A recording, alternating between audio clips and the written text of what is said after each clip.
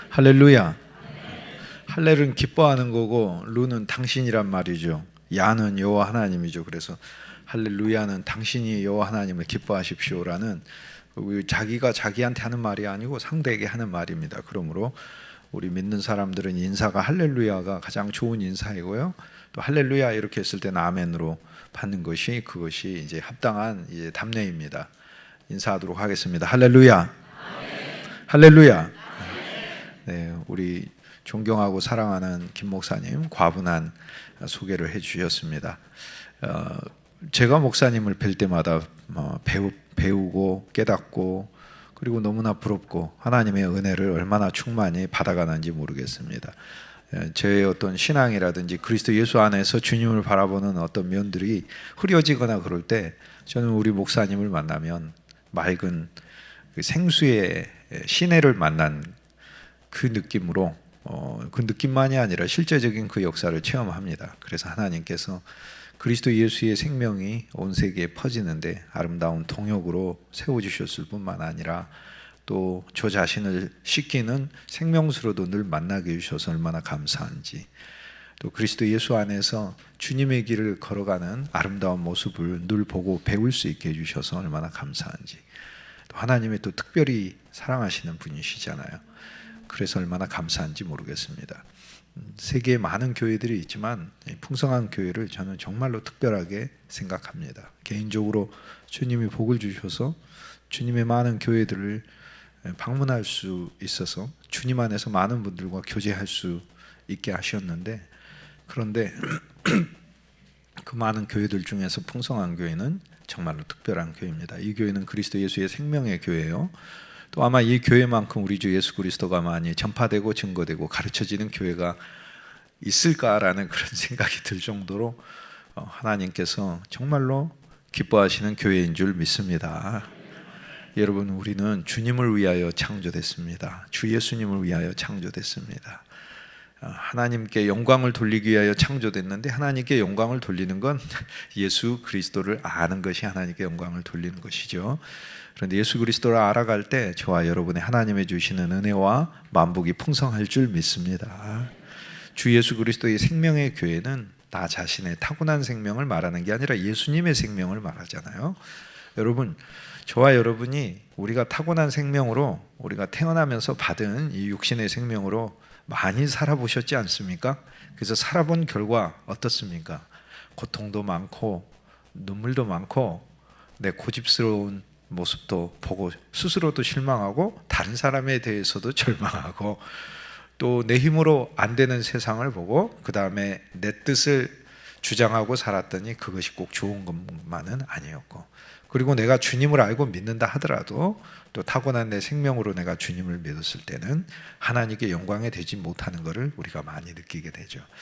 주 예수 그리스도의 생명은 예수님이 우리 안에 오신 생명이시며, 이 생명은 매주 여러분에게, 매일매일 여러분에게 다가오시는 하나님의 말씀을 통하여 그 생명을 풍성히 체험할 수 있는데, 이제는 내가 가지고 있는 생각이나 관념이나 고집이나 또 내가 가지고 있는 단순한 지식으로 사는 것이 아니라 저와 여러분 안에 우리 주 예수 그리스도가 와 계시고 이 그리스도가 새로운 생명이기에 저와 여러분에게 이 생명의 많은 풍성과 은혜를 충만하게 하실 줄 믿습니다.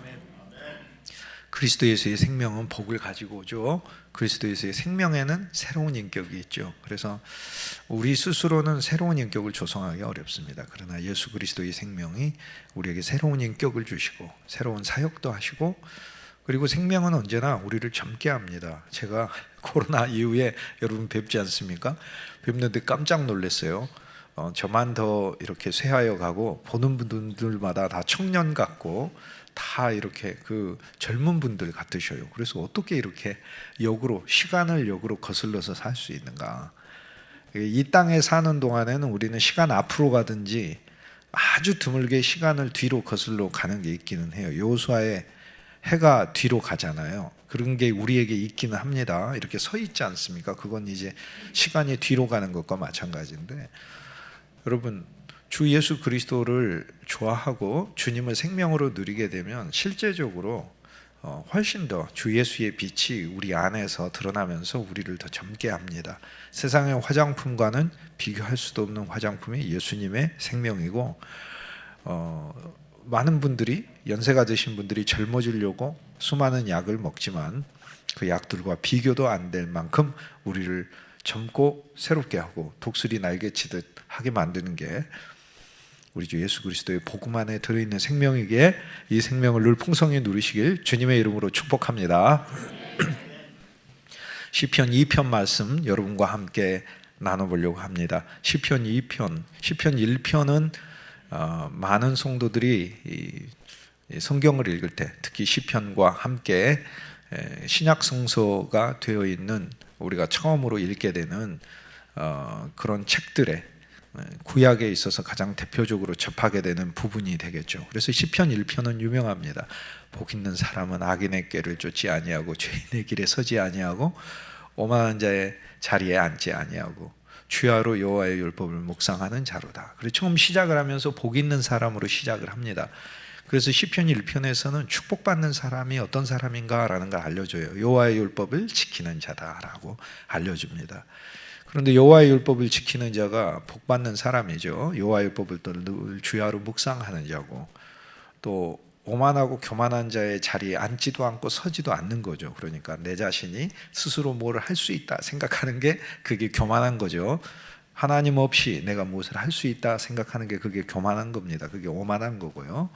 그런데 매사에 하나님의 도움을 필요로 하는 우리는 신앙인들이죠. 그래서 사실 그런 교만한 자에 속한 것은 아닙니다. 율법을 주야로 묵상하고 그 율법을 지키는 자가 복 있는 자라고 말씀하셨는데, 사실 이 시편에서 말하는 이 율법은 이스라엘의 표면적인 율법을 말하는 것이 아닙니다. 율법이란 하나님이 세우는 법칙인데 그리스도가 오시면서 옛 법칙을 새로운 법칙으로 바꿔두셨죠. 그래서 새로운 율법을 우리에게 주셨어요. 주 예수 그리스도의 사랑이 새로운 법칙이고, 주님께서 당신의 피를 흘려서 우리에게 세워두신 언약이 새 법칙이에요. 그분의 사랑이 새 법칙이에요. 무궁하신 예수 그리스도의 생명이 새 법칙이에요. 그래서 문자의 법은 우리가 읽을 때 그것이 옛 언약 안에서는 율법이었지만 이제 옛 언약은 더 이상 힘이 없어서 하나님께서 그것을 사용하지 아니하신다, 이렇게 얘기해요. 그 옛 율법은 우리를 구원하지 못하기 때문에 하나님이 그리스도 예수의 새 율법을 세우셨죠. 그래서 시편 1편에서 여호와의 율법을 주야로 묵상하는 자로다라고 하는 그 말씀의 율법은 예수 그리스도의 법이에요. 로마서 8장 1절에 누구든지 그리스도 예수 안에 있는 자에게는 결코 정죄함이 없나니 이는 죄와 사망의 법에서, 죄와 사망의 율법에서 생명의 성령의 법이, 생명의 성령의 율법이 있어요. 그래서 생명과 성령이 하나의 율법으로 우리에게 오셨다는 말씀이에요. 너를 해방하였습니다. 그래서 오늘 우리들은 시편을 읽으며 우리가 복 있는 사람, 여호와의 율법, 여호와의 율법은 예수 그리스도 그분 자체이시고 그리스도가 우리 안에 생명으로 와서 생명은 법칙이 있습니다. 여러분, 피가 순환하는 법칙이 있죠. 심장에서 피를 내뿜어 이를 놓는 것이지 어느 날은 위로 품었다가 어느 날은 아래로 품었다가 그렇게 합니까? 그 법칙이 아니잖아요. 음식이 들어가가지고 소화를 일으키고 배설물로 나오는 것이지 이게 법칙이에요. 하나의 방향을 통해서, 하나의 원리를 통해서, 정해놓은 법칙을 통해서 하는 거지. 밥을 먹었는데 먹으면 먹을수록 위로 이렇게 개워내는 것은, 그것은 법칙을 역으로 하는 거 아닙니까? 그건 건강한 게 아니고 심각한 질병에 있는 것을 얘기하죠. 그래서 하나님이 만물의 법칙을 두셨는데 여호와의 새로운 법칙, 여호와의 율법, 예수 그리스도를 좋아하고 사랑하는 자가 복이 있다. 이게 이제 시편 1편 말씀이에요. 그런데 이제 시편 2편에 오면 하나님의 1편에 복 있는 사람을 선포를 하시고, 오늘 우리들에게 주님께서 이 복을 왜 우리가 누리지 못하는가, 또다시 이야기하면 이 복을 어떻게 하면 우리가 구체적으로 누릴 수 있는가를 하나님의 시편 2편에 말씀하고 계십니다. 시편 1편에 복 있는 사람이 있고 율법이 있어요. 그런데 복 있는 사람과 이 율법이, 시편 1편에서는 이 율법이 성경 전체를 통해서는 그리스도라는 걸 아는데 시편 1편에서 보면은 그냥 율법으로만 나와 있잖아요. 그런데 시편 2편에 오면서 우리는 하나님이 세우신 새로운 율법이 시편 2편 안에 있음을 알게 됩니다. 그것은 결론적으로 이야기하면 그것은 하나님의 한 아들을 세우셨다는 거예요. 하나님이 그리스도를 보냈다는 거예요. 하나님이 그리스도를 보냈고 그리스도를 왕으로 세우셨다는 거예요. 그리스도를 시온에 두셨다는 거예요. 그리고 그리스도를 통해 새로운 아들을 낳으셨다는 거예요. 그리고 예수님이 새로운 아들로 나왔다는 것은 우리들도 그리스도 예수와 함께 새로운 아들이 되었다는 거예요.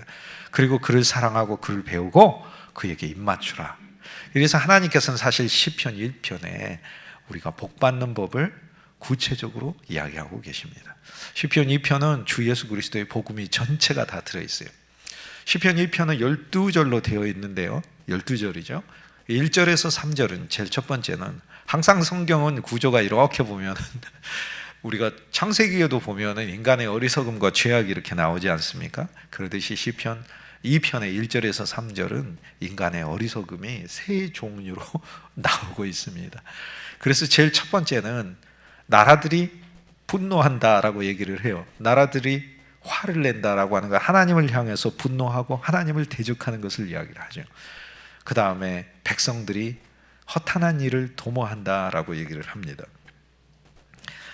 백성들이 허탄한 일을 도모한다는 건 사람들이 하는 일마다 소득이 있고 열매가 있는 일이 아니라 사실 그리스도 없으면 모든 일은 허망하고 다 텅 빈 일이라는 것을 말씀해 주고 있어요. 그래서 1절에 있어서는 하나님을 대적하고 허탄한 일을 하고, 그리고 2절에 있어서는 세상의 군왕들과 관원들이 나서서 여호와와 그의 기름 부은 자 그리스도를 대적한다라고 얘기를 해요. 사실 세상은요, 저절로 주의 복음을 환영하며 받아들이는 게 아닙니다.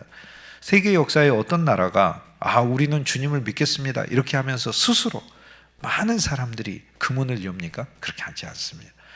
그 복음을 전해준 사람들이 있고, 그 문을 두들긴 사람들이 있고, 그 복음을 전해준 사람들이 피를 흘리며 순교하여 씨앗을 뿌렸기 때문에, 그래서 복음이 전해진 것 아닙니까? 본질적으로요, 세상 나라는 그리스도의 대적이 되고 주님을 알려고 하질 않습니다.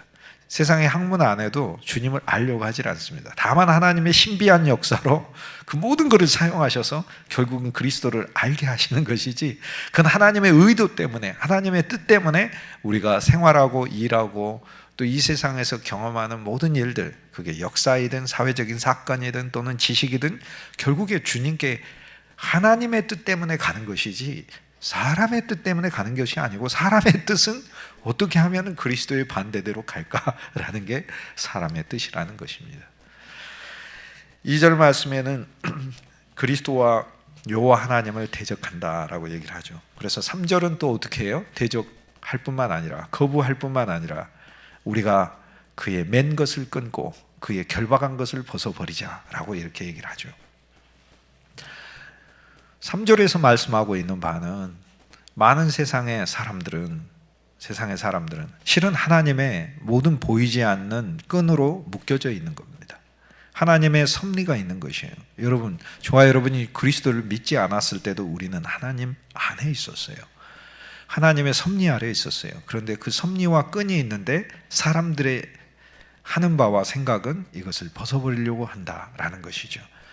그리고 하나님께서 우리에게 묶어두신 바가 있어요. 하나님의 사랑과 축복으로 우리를 묶어두시려고 하는데 실은 사람들이 이것을 벗어버리려고 한다라는 거죠. 그것은 믿음의 사람들에게도 일어나는 것입니다. 성경에 보면은 하나님은 가인을 축복하기를 원하시지만 가인은 오히려 하나님을 대적하여 그 복을 차버리게 되는 거죠. 하나님께서 아담과 하와의 후손들을 축복하셨지만 그 축복된 백성들은 하나님을 대적하여 육체 자체, 고깃덩어리가 돼서 하나님께서 그들을 심판하시지 않으면 안 될 존재가 돼버리는 거죠. 그래서 1절에서 3절에 보면 세상 사람들의 모습과 그들이 여호와 하나님을 본성적으로 거역하는 것을 알려줍니다. 근데 이 말씀은 오늘 우리하고 무슨 상관이 있을까요? 여러분, 여기 있는 군왕이 누구겠어요? 우리들이에요. 여기 있는 나라와 민족이 어디겠어요? 내가 구성한 나의 나라예요. 여러분은 여러분 나라가 다 있어요. 여러분 나라는 사실 우리가 살고 있는 이 나라보다 더 강한 나라입니다. 이 강한 나라가 여러분 나라를 못 부숴요. 다 각자 자기 나라가 있어요. 자기 나라에 자기의 법이 있어요. 다 각자 자기 나라에 자기 법정이 있어요. 그리고 자기가 판관이에요. 다 자기 나라에 자기 왕이 있어요. 여기 나오는 군왕들이 누구겠어요? 우리들이에요. 우리들은 본성적으로 하나님의 복을 받지 못하는 존재로 태어났다는 거예요. 그게 시편 2편 1절에서 3절이에요. 그래서 복을 받지 못하는 그 이유들이 무엇인가? 그것은 하나님을 대적하기 때문에. 두 번째, 헛된 일을 도모하고, 그리고 그들이 그리스도를 알지 못하고 거부하기 때문이라는 거예요. 그 다음 세 번째, 하나님이 우리 인생에 두신 섭리가 있는데 그 섭리를 무시하고 자기 뜻과 고집대로 살기 때문에 그렇다라고 시편 2편은 시작을 하면서 온 세상 사람들의 모습뿐만 아니라 예수님을 믿지 않으면 이런 모습이 될 수밖에 없는 나의 모습을 알려주고 있습니다. 여러분, 우리가요 그리스도 예수를 믿어 우리가 점점점 주님의 성품에 가까워지지만 오늘 시편 2편 1절에서 3절 말씀을 통해 그리스도 없으면 우리의 인생이 얼마나 엄청난 일을 저지를 수밖에 없는가라는 것을 깨달아야 합니다. 여러분 한번 생각해 보세요. 여러분이 예수 그리스도를 믿지 않았다면 오랫동안 믿으신 분은 아실 것입니다. 내 인생이 어떻게 되었을까? 생각만 해도 끔찍하지 않습니까? 지금 그리스도 예수를 믿기로, 최근에 믿기로 나오신 분이 계신다면 여러분 정말 잘하신 거예요. 예수님은요 스치기만 해도 복이 되는 분이에요. 그런데 그분을 구주로 영접하였다면 그리스도께서 그분 인생에, 새로 믿기로 한 분의 인생에 구주가 되어주시고 도움이 되어주시고 이웃이 되어주시고 친구가 되어주시고 영원한 축복이 되어주시는 줄 믿습니다. 주님께서 언제나 살피시고 붙드시니 얼마나 감사합니까?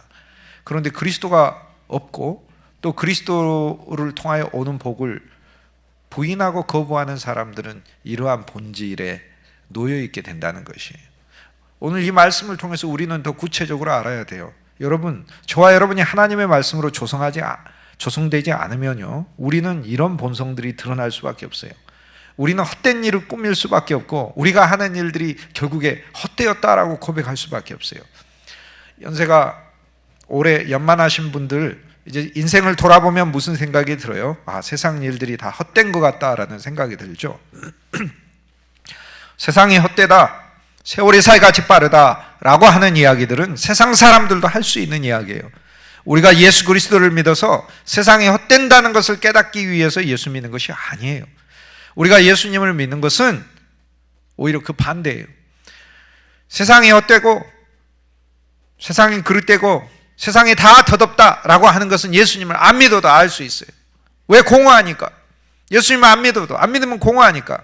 그런데 그리스도를 믿게 하신 것은 우리 삶을 하나님이 열매로 채우셔서 우리가 인생이 끝날 때 됐을 때 내 인생은 허무했다 이렇게 얘기하는 게 아니라 내 인생은 하나님이 주신 은혜로 가득했다, 내 인생은 하나님이 주신 열매로 가득했다, 내 인생은 하나님이 주신 축복으로 가득했다, 나한테만 가득한 게 아니라 내 후손들에게도 가득한 그 현실과 실제를 보면서 또 먼 미래에 하나님이 주실 복을 보면서 소망 가운데 하나님의 품 안으로 들어가는 것이, 이것이 그리스도인의 마지막인 줄 믿습니다. 그래서 하나님은 우리를 헛되게 하지 않게 하기 위해서 부르신 거다, 그 얘기입니다. 그러므로 시편 1편에서 3편은 오늘 우리가 그리스도를 모르면 본질상 분노하고요 살게 되고, 내 인생은 왜 이런 것인가? 라고 분노하고 살게 되고, 하나님을 또 대적하는 삶이 되고 헛된 일을 꾸미는 사람이 되는 것이고, 그리고 그리스도를 몰라 그분의 구원과 풍성, 그분의 선물을 모르고 그분의 섭리를 모르고 사는 사람이 되고, 하나님이 나를 붙드시려고 하시는데 오히려 이것을 결박을 당하지 않으려고 하는 사람이 된다는 것을 말씀을 통해서 우리 자신, 예수님 없는 자신을 계시해 주는 것입니다. 여러분, 그러나 여기 하나님의 반응이 있습니다. 이제 4절에서 12절에서 1절에서 3절은 사람들이 하는, 하나님 없이 사는 사람들이 보이는 모습들이잖아요. 자기 인생을 분노하고 하나님을 또 분노하고, 자기 인생에 대해서도 원망하고, 부모에 대해서 원망하고, 하나님에 대해서 원망하고, 주변 사람에 대해서 원망하고, 가족에 대해서 원망하고, 총체적으로 커지잖아요. 저 사람 때문에, 저 사람 때문에, 저 사람 때문에. 처음 태어났을 때는 부모님 때문에, 좀 지나면은 친구 때문에, 좀 지나면 이웃 때문에, 아내 때문에, 남편 때문에, 나중에는 이제 나 때문에까지 하면 깨닫는 것 같지만, 그것도 그리스도 안에서 나 때문에를 깨닫지 않으면 자학으로 빠지게 되고 자기를 죽이고 해하는 것으로 나가게 되는 거예요. 결박한 것을 풀어버리죠. 하나님의 섭리를 모른 채 그렇게 살게 되는 거죠. 1절에서 3절이 이게 비참한 모습인데, 여기서 하나님께서 오늘 우리를 위해서 마련하신 게 4절, 5절, 6절이에요. 4절, 5절, 6절은 하나님이 우리를 위해서 마련하신 거예요. 실은 하나님이 우리를 보고 웃으신다, 비웃으신다 그래요. 그런데 하나님의 비웃음은요, 감사한 거예요. 여러분이 누군가 이렇게 갈등이 생겼을 때 어떤 사람들은 화를 참지 못하고 바로 그 자리에서 액션이 나가시죠. 액션이 나가서 오히려 그것이 이제 큰 문제가 되는 경우가 많잖아요. 그런데 이 세상에서 진짜 조롱받기로 하자면 가장 모독을 당하시는 분이 하나님이시잖아요. 여러분, 가장 작은 것에 의해서 모독당했을 때 그 모독감은 그만큼 커요. 예를 들어 우리 아버지가 나를 꾸짖었다 그러면 그건 당연히 아버지시니까 꾸짖는 거니까 모독감을 느끼는 거 아니잖아요. 아버지가 날 꾸짖었는데 어떤 자식이 내가 모독감을 느껴서 이렇게 얘기를 합니까? 그렇게는 안 하죠. 자기가 예를 들어서 다른 걸로 화를 낼 수는 있죠. 나는 잘못한 게 없는데 아버지가 지금 오해하고 계신다, 그런 식으로 할 수는 있지만, 그런데 모독은 어디서 느끼냐면 가장 작은 것이 큰 것을 향해서 모독감을 주는 것이죠. 미물만도 못한, 버러지만도 못한 흙의 존재인 우리가 하나님을 대적하고 하나님을 반대하고 하나님이 우리를 구원하시기 위해서 보내신 그리스도까지 대적하고 거부한다면 하나님이 느끼시는 모독감은 얼마나 커요? 사실 하나님은 금방 우리를 심판하실 수 있는데, 그러나 4절은 거기에 하나님의 마음이 들어있어요. 하나님의 비웃으시로다. 하나님의 이 비웃으심은 하나님의 오래 참으심을 가리키시는 거예요. 하나님은 오래 참으시는 거예요. 하나님 비웃는 거예요. 그거 아니야 라고 말씀하시네요. 하나님은 지금 즉시 행하실 수 있는 분인데, 하나님이 비웃다고 하는 것은 감사한 거예요. 하나님이 잘했다 해보세요. 그러면 하나님을 계속 떠나갈 거 아닙니까? 하나님의 비웃으심은 하나님이 오래 참으심을, 그분의 기다리심을 나타내고 있는 거예요. 하나님 없는 인생에 대해서 하나님은 이렇게 오래 참으셔요. 너무 감사해요. 우리가 주님을 몰랐을 때도 하나님은 우리를 오래 참고 기다리셨어요.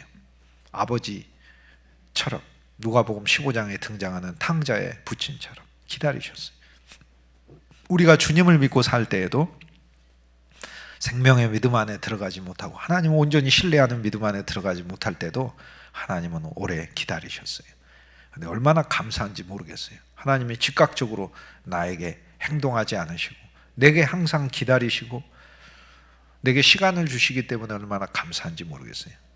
그런데 하나님은 그렇게만 하시면 어떻게 되겠어요? 계속 나의 어긋남만 있잖아요. 그래서 5절 말씀에 보면 우리 하나님께서 이제 액션을 취하십니다. 그때 분을 발하여 진노하사 그들을 놀라게 하신다라고 얘기해요. 이게 진짜 감사한 겁니다, 여러분.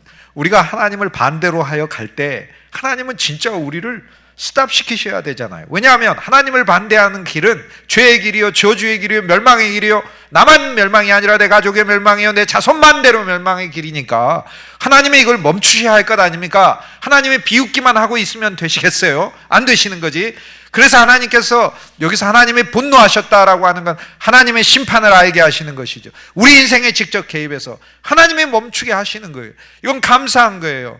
어떤 사람들은 사업을 하나님이 스탑시키고, 어떤 사람들은 건강을 스탑시키고, 어떤 사람은 인간관계를 스탑시키셔서, 그래서 하나님은 우리를 멈추게 하세요. 우리 인생길에서 하나님을 바라볼 수 있게 하시는 거예요. 우리 아버님은 직업이 신문기자셨어요. 신문기자, 옛날 신문기자셨어요. 지금은 어떤 신문기자분들이 어떻게 이제 행동하시는지, 생활하시는지 전 잘 몰라요. 그러나 저는 저의 아버지만 보면 나는 신문기자라는 직업이 술 먹는 직업이라고 생각했어요. 항상 술 드시고 오시고, 술을 얼마나 많이 드시는지 알코올 중독자가 되셨어요. 항상 술 드시고, 늘 술 드시고, 신문기자신데. 그런데 또 신문 기사를 쓸 때도 술 드시면서 기사를 쓰셔요. 술 먹어야 글이 잘 써지신대요. 저는 어렸을 때 밥상에 항상 술병이 놓여 있었던 것을 기억을 합니다. 글라스 잔도 이렇게 사이다 마시는 글라스 잔에다가 소주를 가득 놓으시고, 옛날 분들 많이 그러셨잖아요. 근데 우리 어머님이 이제 예수 믿고 우리 아버지에게 전도를 하죠. 교회 나가시자고. 안 믿으셔. 안 다니셔. 저는 사실 태어나서 우리 어머니가 교회 데리고 나갔는데 우리 어머니랑 같이 밥상에서 제일 많이 한 기도가 10년을 넘게 한 기도가 하나님 우리 아버지 예수 믿게 해주십시오. 그럼 식사 기도가 아니에요. 구인을 위한 기도인 거지. 인가 기도의 기도인 거죠. 하나님 우리 아버지 예수 믿게 해주세요. 그 어느 날은 어머니랑 저랑 이렇게 밤상 놓고 하나님 우리 아버지 예수 믿게 해주세요 이렇게 하다가 그 가슴이 막 이제 차올라서 밥을 못 먹고 눈물을 흘리고 막 그런 적도 있어요. 안 믿으시는 거예요. 하나님을 아무리 믿으라고 해도. 하나님은 우리 아버지 혈압으로 쳐버리셨잖아요. 꼬꾸라지시더라고요. 저하고 아버지하고 산에서 길을 걷다가 우리 아버지가 혈압으로 떨어져 버리셨어요. 단둘이 있는데 사람들이 그 부근에 있는 기도원에 있는 사람들이 한 무대기 이렇게 오셔가지고 우리 아버지를 도와주셨어요. 그래서 그 산에서 무릎 꿇고 주님을 영접했어요. 그리고 하나도 예수님을 모르고 거절하시고 대적하시던 분이 그때부터 예수님을 믿고 권찰도 되고 그 다음 집사도 되시고 장로님도 되시고 20년간 사역하시고 교회 건축도 하시고 그리고 하나님의 부르심을 받았어요. 저는 하나님이 우리 아버지를 다 꺾어버린 게 얼마나 감사한지 몰라요. 여러분 우리 인생에 하나님이 야 이건 하나님이 분노하시는 것 같아 라는 게 있다면 그게 축복인 줄 믿습니다. 하나님이 새로운 복을 주시기 위한 것. 그러므로 히브리서 13장에 자녀에게 징계를 준다고 하시잖아요. 그렇기 때문에 이 징계가 아니고 훈련이에요. 하나님이 훈련을 주심으로 이제 믿는 자에게는 하나님이 분노하지 않으시고 안 믿는 자에게 하나님 분노하시고 믿는 자에게 있어서는 하나님께서 훈련시키시는 거죠. 그러나 안 믿는 자들에게는 하나님이 분노하셔서 돌리셔. 이게 하나님 방법이에요. 하나님은 오래 참음이 있고 하나님이 신속하게 일하셔서 하나님께로 가져오는 게 있어요.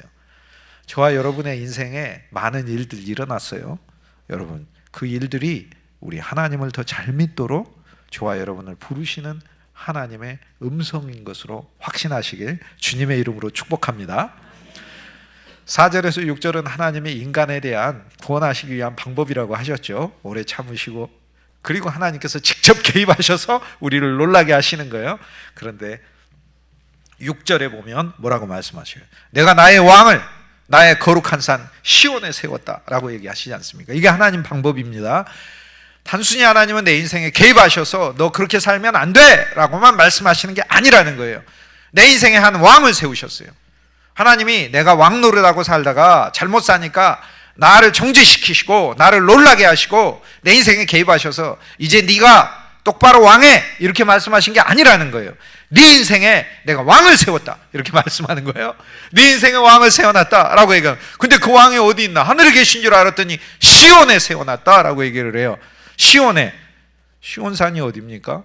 시온산은 예수 그리스도가 제자들과 함께 하나님의 말씀을 여러 사람들에게 전했던 예루살렘이에요. 예루살렘이 시온산이에요. 그곳에서 예수님은요 제자들과 함께 떡도 떼셨고 새 언약을 세우셨어요. 시온산에서 새 언약을 세웠어요. 구약의 시온산은 예루살렘 한 중심이고 우리식으로 하면 경복궁이죠. 우리나라로 하자면 다윗의 궁궐이 있는 것이죠. 즉 왕의 보좌가 있는 것이죠. 그래서 시온에 이스라엘의 한 중심에 우리를 하나님의 백성으로 만들고 우리를 위한 왕을 하나님이 세워두셨다는 거예요. 그런데 그 시온의 왕이 다윗 같은 왕의 목자왕으로서 좋은 왕이었듯이 하나님이 우리를 위하여 한 왕을 세웠는데 예수님이 시온에 세워진 왕이시잖아요. 예루살렘에 세워진 구주이시잖아요. 그래서 하나님의 방법이 뭐예요? 내가 너의 인생에 왕을 세웠다라고 말씀하셔요. 여러분, 저와 여러분의 인생에 우리 주 예수 그리스도가 왕인 것을 아시고 그분이 실제 주관하고 계시고 통치하고 계시기 때문에 매사에 있어서 범사에 있어서 여호와 하나님의 손길과 주권을 인정하시고 하나님을 찬송하시고 소망 가운데 그분을 바라고 아브라함의 축복의 믿음을 소유하시길 주님의 이름으로 소망합니다.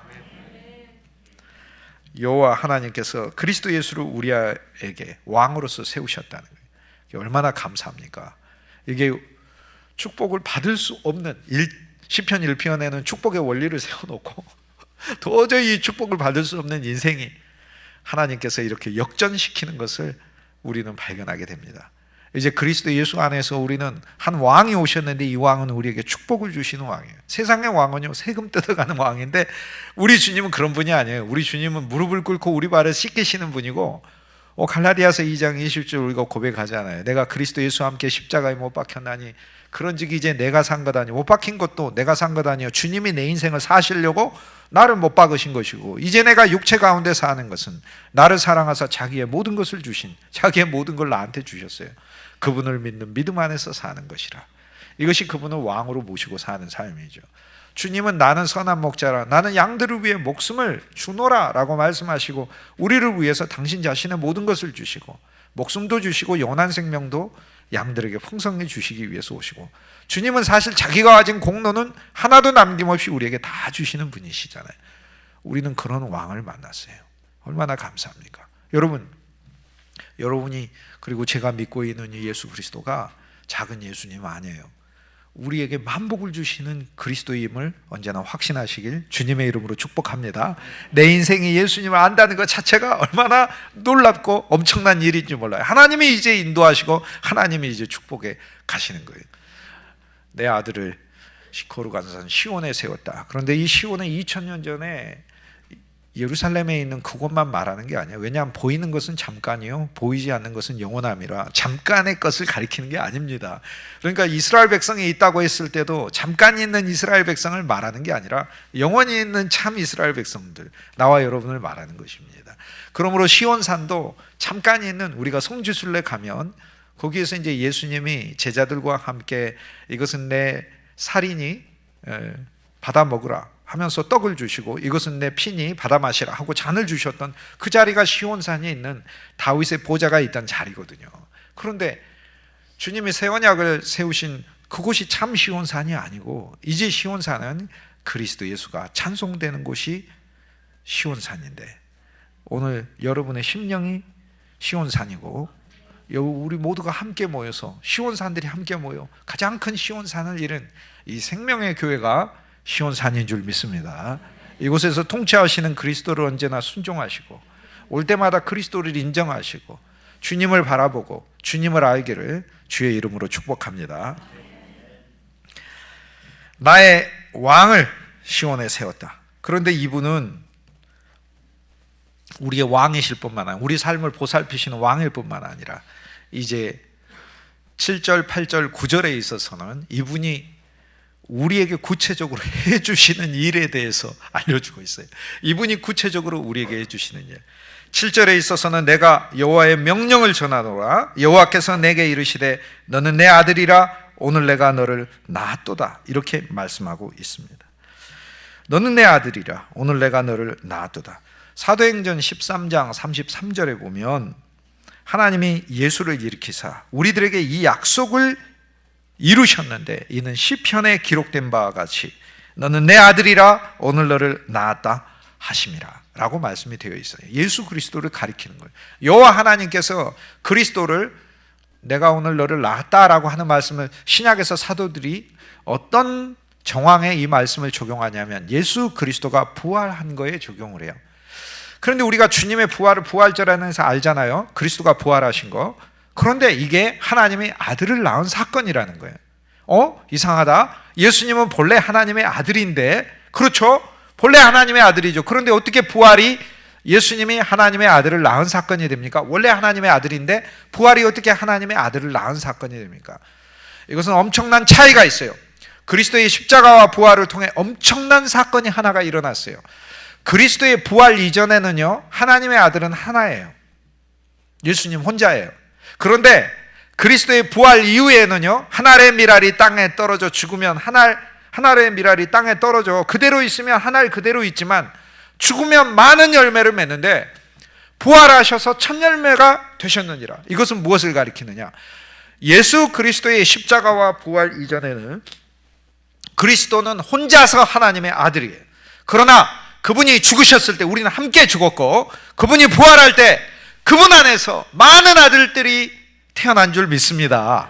그래서 하나님은 이제 너는 내 아들이라 이렇게 말씀하시는, 원래 창세전부터 너는 내 아들이라 인데 부활을 통하여 그리스도만 말하는 게 아니라 예수님이 오셔서 우리하고 만나시면서 하신 일이 있죠. 우리를 다 그분 안에 담으셨잖아요. 너희가 내 안에 내가 너 안에 이렇게 말씀하셨잖아요. 그래서 그리스도와 우리가 하나가 되었기 때문에 하나님께서 그리스도 안에 담겨진 우리들이 예수 그리스도의 십자가에서 함께 죽었고 그리스도의 부활을 통하여 새로운 그분의 아들로 태어났기 때문에 너는 내 아들이라 이렇게 말씀할 때는 그리스도만은 말하는 게 아니라 예수 그리스도의 부활을 통하여 새로운 아들이신 그분 안에 담겨있는 하나님의 모든 자녀들을 말씀하는 이 놀라운 복음이 저와 여러분에게 일어난 것을 찬송하시길 주님의 이름으로 축복합니다. 너는 내 아들이라 이렇게 말씀하셨어요. 7절에 근데 여기서 하나님이 하시는 일에 대하여 그리스도를 통하여 구체적으로 하시는 일에 대하여 시작을 하면서 내가 여호와의 명령을 전하노라 라고 말씀하잖아요. 내가 여호와의 명령을 전하노라. 이 시편을 노래한 다윗이 오늘 사실 참 다윗도 그리스도라 주님께서 오늘 우리에게 오셔서 하나님의 명령이 있다는 거예요. 그런데 하나님의 명령은 이전까지는 등장하지 않다가 여기서부터는 하나님의 명령이 있어요. 그 이전에는 하나님이 우리에게 왕을 세우신 거잖아요. 우리가 왕으로 인정하거나 않거나 그분은 왕이셔요. 그런데 여기서부터는 하나님의 명령이 들어가요. 뭐예요? 내가 너를 낳았도다. 이 말씀 안에 들어가라는 거예요. 이것이 명령인 거예요. 우리가 어떻게 들어가요? 그분이 죽으심으로 우리가 죽었고 그분이 부활하신 게 뭐예요? 저와 여러분이 새로운 하나님의 자녀로 부활한 줄 믿습니다. 로마서 8장에서는 이 사건을 설명하면서 그가 맏아들이 되셨고 우리는 형제들이 되셨고 맏아들이시고 맏아들이 상속자인데 구약에서는 맏아들 혼자 갖는 게 아니고 이삭이 맏아들로서 다 받아서 창세기 25장에 보면 이삭이 그의 형제들에게 주었더라 라고 얘기를 해요. 그래서 이것을 공동상속자가 되었다라고 얘기를 하는데 하나님 아버지는 그리스도를 부활 안에서 맏아들이 되게 하시고 모든 것을 상속하셨어요. 하나님의 모든 풍성 복을 다 상속하셨어요. 구원도 주셨죠. 영원한 구원 주셨죠. 축복 주셨죠. 자손 대대로 가문 대대로 여러분의 인생 전체로 하나님이 축복하시는 만복을 부으시고 빚을 주시고 의를 주시고 거룩을 주시고 지혜를 주시고 우리가 알거나 모르거나 우리 삶을 관리하고 계시고 또 영원한 생명을 주시고 하나님의 영원한 집으로 인도하시는 약속까지 주시고 이 모든 것이 우리 주 예수 그리스도를 통하여 주어지는데 하나님이 오늘 뭐라고 말씀하시는 거예요? 명령하신다고 하잖아요. 뭘 명령해요? 이렇게 새로 태어나는 것은 하나님의 명령이라는 거예요. 이 명령 안에 저와 여러분이 모두 다 들어있음을 찬송하시길 주님의 이름으로 권면합니다. 얼마나 감사해요. 아 맞습니다. 나는 주 예수의 이름을 믿었습니다. 주님과 함께 죽었고 주님과 함께 살았습니다. 이 믿음 안에서 저와 여러분이 하나님의 아들이 된 줄 믿습니다. 하나님의 상속자가 된 줄 믿습니다. 아브라함의 믿음을 갖게 됐는데 아브라함의 믿음은 아브라함의 축복을 소유한 자가 되는 것 아닙니까? 그러므로 저와 여러분이 이 믿음을 가졌기에 하나님께서 오늘 너는 내 아들이라 이렇게 말씀하시면 바로 이 놀라운 말씀 가운데 오늘 우리 인생이 아브라함의 복을 받는 인생으로 변화된 줄 믿습니다. 그래서 로마서 8장에 보면 어떤 인생이 되느냐 하면 하나님의 아들이 된 자들에게 하나님의 상속자가 될 뿐만 아니라 그 앞에 보면은 만물이 대적하는 것이 아니라 만물이 굴복한다고 되어 있고요. 만물이 복종한다고 되어 있어요. 이제 우리를 거스르는 게 아니라 우리 앞에 일어나는 어떤 일이든지 그건 우리를 거스르는 일이 아니에요. 우리 눈에는 거스르는 것처럼 보이지만 결국엔 저와 여러분에게 하나님이 부으시는 만복이 언제나 풍성하게 하시는 것을 확신하시길 주님의 이름으로 권면합니다. 그뿐 아니죠. 모든 것이 합력하여 선을 이루게 한다고 하고 우리에게 대적들이 실제 일어난다 할지라도 환난이나 공고나 핍박이나 기근이나 위험이나 칼이나 적신, 파산이 일어난다 할지라도 그리스도의 사랑에서 끊을 수 없는 존재가 돼. 얼마나 놀라요. 그러므로 오늘 내가 너를 낳았다라고 하는 이 말씀을 그리스도 예수 안에서 믿음으로 저와 여러분이 언제나 취하고 이것을 매일 찬송하시게 주님의 이름으로 권면합니다. 우리는 주님 안에서 새로 살아난 자다. 하나님의 축복의 존재로 새로 살아난 자다라는 걸 말씀 안에 읽어야 돼. 8절에서 내게 구하라. 내가 이방 나라를 내게 유업으로 주고 내 소유가 땅끝까지 이르르라. 이렇게 말씀해요. 사실 이 말씀은 약간 어려운 말씀인데 여호와 하나님이 내게 구하라라고 우리에게 말씀하시는 게 아니고 그리스도에게 말씀하시는 거예요. 그래서 예수님이 하나님께 구하는 걸 얘기를 해요. 이게 얼마나 감사한 얘기냐면요, 예수님이 보좌에 앉으셔서 우리 기도도 들으시지만 실은 예수님이 우리가 기도할 때 우리 편이 되어주셔서 우리의 입이 되어주시고 우리의 마음이 되어주시고 우리의 뜻이 되어주셔서 하나님께 구한다는 거예요. 그런데 하나님 아버지는 듣기 싫어하는데 예수님이 하나님 아버지께 요청하는 기도라는 게 아니고, 하나님이 오히려 예수 그리스도를 우리에게 보내셔서 내게 구하라 라고 하나님이 허락해 놓으셨다는 거예요. 즉 쉽게 얘기해서 그리스도 예수께서 우리 편에서 이제는 하나님의 이미 구하면 응답받는 허락을 받으시고 우리 편에서 우리가 되어주셔서 하나님께 구하신다는 거예요. 이것은 하나님께서 그리스도를 우리를 위한 제사장으로 세우시고 중보자로 세우셨음을 알려주고 있어요. 여러분, 저와 여러분이 주 예수의 이름 안에서 우리의 기도를 하나님 아버지의 하나님의 가장 깊은 품속까지 싣고 가시는 그리스도가 있음을 확신하시고 언제나 하나님 앞에 담대함으로 확신으로 이미 받을 것을 믿는 믿음 안에서 구하시길 주님의 이름으로 권면합니다. 그래서 주님께서는 내게 구하라, 그리스도를 우리에게 보내셔서 그리스도에게 말씀하시며 그리스도는 우리를 중보하시고 우리는 그리스도께 기도하죠. 그게 예수의 이름 안에 기도한다는 거예요. 우리가 왜 기도할 때 맨 끝에 예수님의 이름으로 기도합니다. 그거는 우리의 모든 기도를 그리스도 안에 담아둔다는 걸 이야기해요. 그러면 그리스도는 이미 이 원칙에 의해서 하나님 아버지께서 우리의 기도를 받으신다는 거예요. 사실 어떤 기도는 안 받고 어떤 기도는 받는다 그러는데 그렇지 않습니다. 모든 기도 하나님이 다 들으셔요. 다 들으시고 다 우리를 위한 선한 뜻을 하나님께서 받기 때문에 오늘 여기 있는 말씀대로 우리는 그리스도 예수 안에서 연합하여 그분과 새로 태어났기 때문에 하나님의 오늘 이 말씀을 예수 안에서 우리에게 약속으로 주시잖아요. 내게 구하라 라고 말씀하시잖아요. 저와 여러분이 언제나 하나님께 기도하는 성도가 되길 주님의 이름으로 권면합니다. 내가 이방 나라를 너에게 유업으로 주리라 이렇게 말씀하시요. 얼마나 감사합니까? 9절에 보면 내가 철장으로 그들을 깨뜨리며 질그릇같이 부수리로다 이렇게 말씀해요. 이제는 그리스도 예수께서 왕이 되셔서 우리 인생에 우리를 위하여 적극적으로 개입하시고 우리의 원수와 대적들을 부수신다는 것을 이야기를 해요. 하나님을 대적하는 자들을 하나님께서 부수시고 하나님의 백성들을 위하시기 위하여 부수신다는 것이죠. 우리 인생에 그릇된 것들도 주님께서 부수시는 거예요. 얼마나 감사합니까? 이제 10절에서 12절은 주님 안에서 성도의 성숙을 이야기를 합니다. 이제는 그리스도 예수 안에서 우리가 해야 될 것을 가르칩니다. 10절에 보면 그런즉 군왕들아 그러면 여전히 왕들이죠. 그런데 옛날에는 예수님 없는 왕, 내가 왕이었지만 이제는 그리스도 예수 안에서 하나님이 우리를 왕노릇하는 자로 만들었죠. 어디의 왕이에요? 죄에 대하여 왕이고 죄로 이긴 왕이고 저주로 이긴 왕이고 세상에 안 된다, 실패한다 하는 그런 원리들을 이긴 왕이고 하나님의 축복을 소유한 왕이심을 확신하시길 주님의 이름으로 권면합니다. 군왕들아 너희는 지혜를 얻고 세상의 재판관들아. 우리가 어떤 일들을 판단하면서 살아야 하잖아요. 그러나 우리의 관념과 지식 안에서만 하지 말고 너희는 교훈을 받을지어다. 여기 지혜와 교훈은 무엇이겠어요? 하나님의 말씀이겠죠. 그래서 그리스도를 믿은 자들이 하나님의 말씀을 더 배워갈 것을 이야기하고 있습니다. 11절에 그리스도를 알아가고 그리스도를 더 배워갈 뿐 아니라 11절은 뭐라고 말씀하죠? 여호와를 경외하고 존경하라고 인정하라고요. 여러분, 하나님께 경외하는 마음으로 나아가는 것은 하나님을 예배하는 것입니다. 예배하는 성도, 언제나 예배를 즐거워하고 기뻐하는 성도가 되길 주님의 이름으로 축원합니다. 그리고 섬기고 하나님의 교회를 섬기고 섬김만 받을 뿐 아니라 섬기고, 그리고 여기서는 떨며라고 하는데 이것은 무서워서 떠는 것을 이야기하는 게 아니라 그분의 신비에 들어가서 이야 하는 엄청난 그분의 놀라움 안에 들어가는 것을 이야기해요.